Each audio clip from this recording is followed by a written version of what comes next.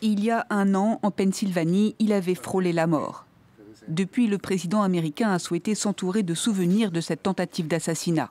Dans les couloirs de la Maison-Blanche, cette toile, et dans le bureau ovale, cette sculpture en bronze. Une semaine après l'événement, Donald Trump et son entourage affirment qu'il a échappé à la mort par miracle, épargné par Dieu pour sauver les États-Unis. La semaine dernière, j'ai pris une balle pour la démocratie. Donald Trump, alors candidat à la présidentielle, a mis à profit cet événement dès le moment où il s'est produit. Ces images ont fait le tour du monde en quelques minutes, une séquence qui a constitué un tournant dans la campagne présidentielle.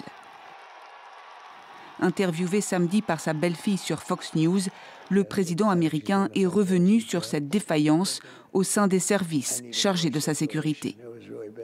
J'ai une grande confiance dans le personnel de sécurité. Je les connais, ils sont très compétents. Ils ont eu une mauvaise journée et je pense qu'ils l'ont admis à la fin de cette journée difficile. Être président est un métier très dangereux. Les services secrets ont publié le 10 juillet un communiqué indiquant que 6 membres du personnel ont été sanctionnés pour des défaillances opérationnelles et que des réformes sont en cours. Donald Trump bénéficie d'un niveau de protection particulièrement élevé dans un climat de violence politique croissante alimenté par sa rhétorique clivante. Chaque fois que nous constatons une augmentation de la violence politique aux États-Unis ou à l'international, c'est presque toujours lié à la normalisation de la violence par les politiciens. Et c'est précisément ce que nous constatons aujourd'hui aux États-Unis.